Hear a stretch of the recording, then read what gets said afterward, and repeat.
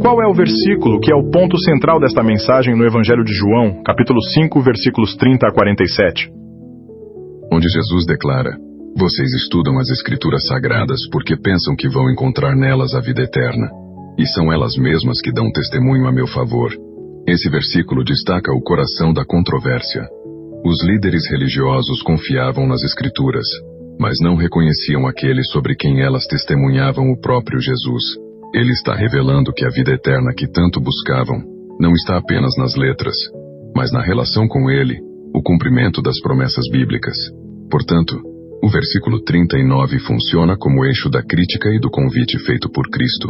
Um chamado ao reconhecimento da sua identidade messiânica, evidenciada pelas Escrituras, pelas obras que realiza, pelo testemunho do Pai, e principalmente pela recusa daqueles que se dizem conhecedores da verdade. O que exatamente significa ser um cão guloso, como a Bíblia chama lá em Isaías 56:11?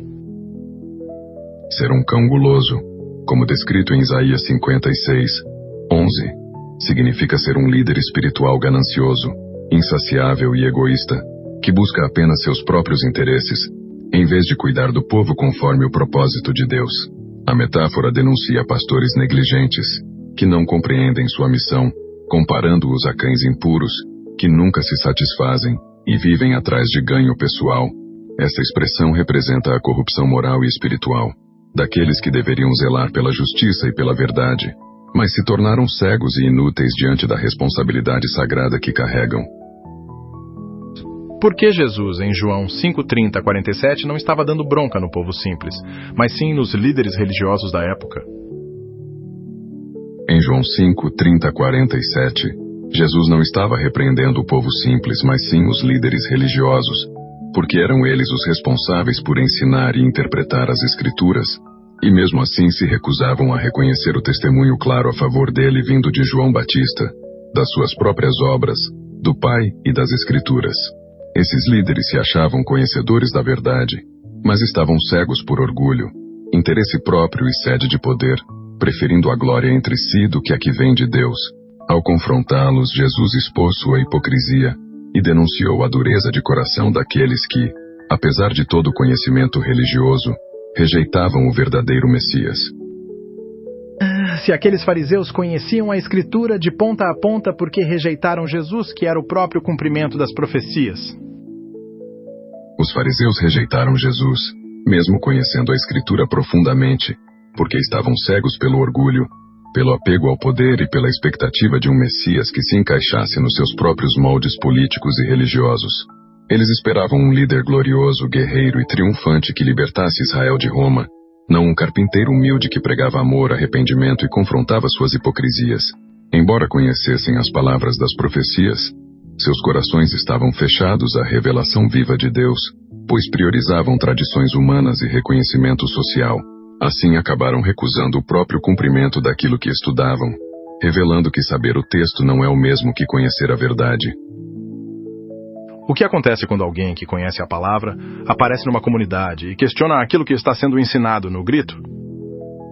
Quando alguém que conhece de fato a palavra aparece numa comunidade e questiona o que está sendo ensinado, com base apenas em emoção ou autoridade imposta, no grito, geralmente causa desconforto, resistência e até perseguição, especialmente entre aqueles que usam o ensino como meio de controle ou prestígio.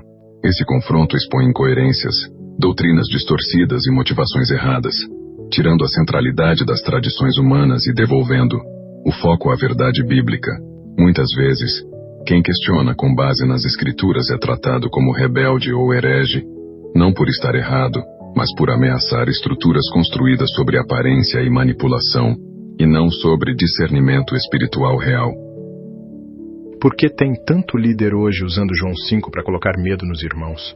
Como se Jesus estivesse brigando com um povo que está lá suando para pagar conta. Isso acontece porque muitos líderes distorcem João 5 para manter controle emocional e espiritual sobre os fiéis, aplicando uma repreensão que Jesus dirigiu aos líderes religiosos diretamente ao povo comum, que na verdade é o mais carente de consolo e verdade.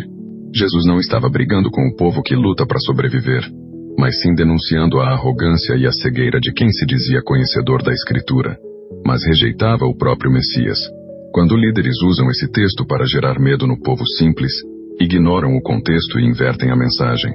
Ao invés de libertar e esclarecer, acabam usando a palavra como instrumento de opressão, reforçando culpa onde deveria haver graça e transformação.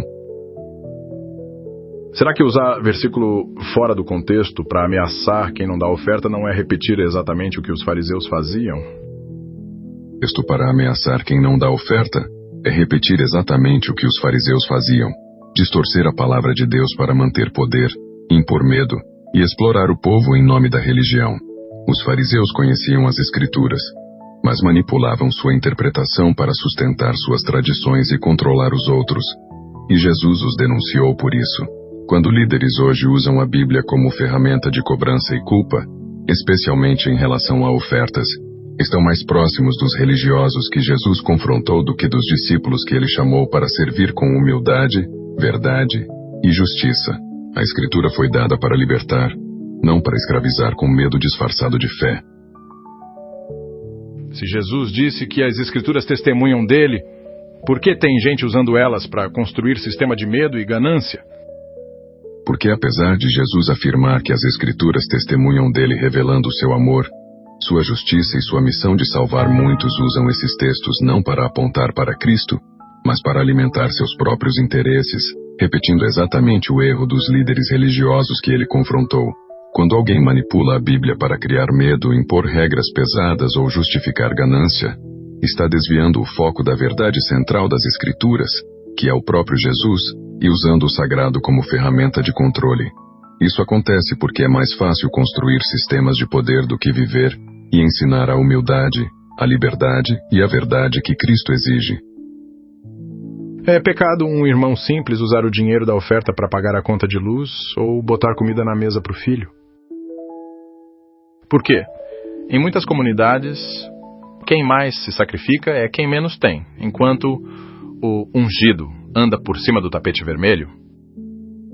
Porque em muitas comunidades, o sistema foi distorcido para colocar o ungido num pedestal, enquanto o povo carrega o peso de uma fé manipulada, onde sacrifício virou moeda de troca e não expressão de amor.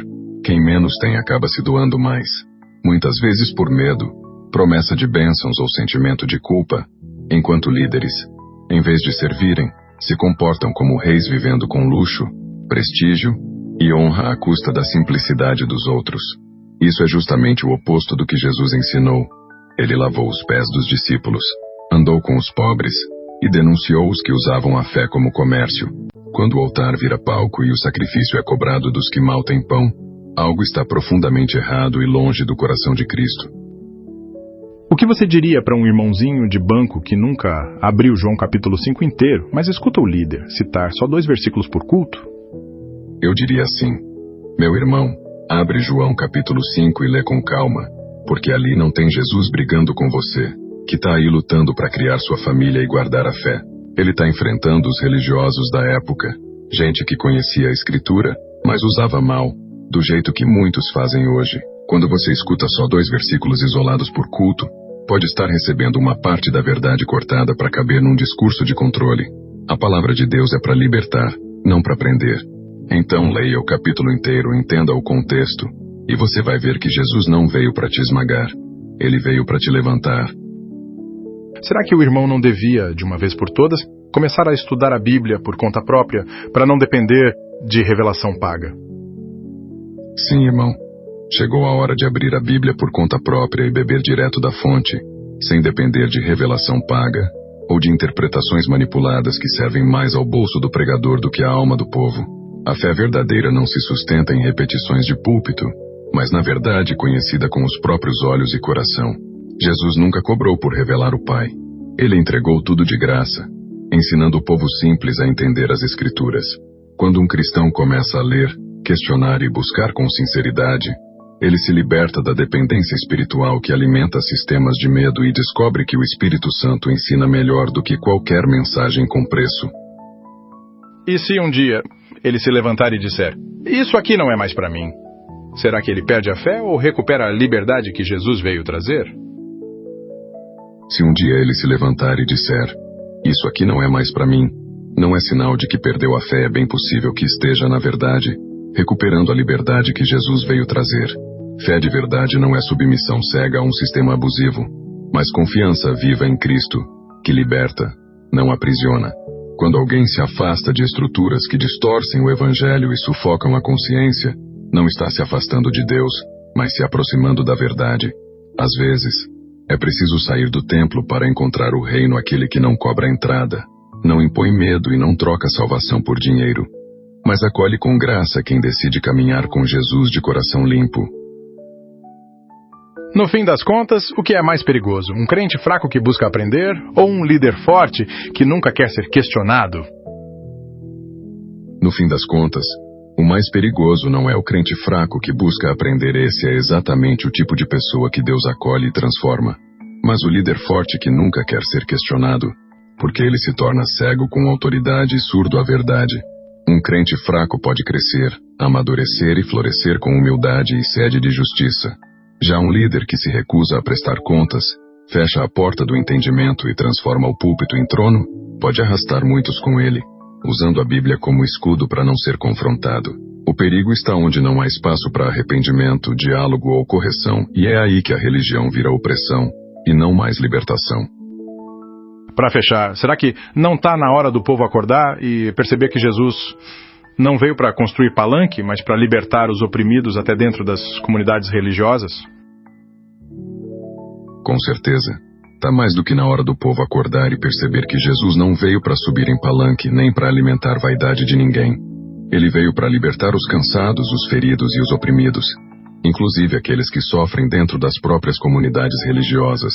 O Cristo dos Evangelhos não estava atrás de aplausos, status ou templo cheio. Ele andava com quem era desprezado, confrontava os que exploravam a fé alheia e falava verdades que desmontavam sistemas. Se o povo entender isso, vai parar de aceitar jugo disfarçado de unção e buscará a verdade que cura, que esclarece e que devolve a dignidade. Porque onde há Espírito do Senhor, ali há liberdade, não teatro, nem mercado da fé. Se você se sentiu provocado por essas perguntas, talvez seja a hora de abrir João capítulo 5. Leia tudo, do 30 ao 47, e veja com seus próprios olhos quem Jesus estava confrontando. A resposta está na sua Bíblia e no seu coração. Até a próxima, e cuidado com os cães gulosos.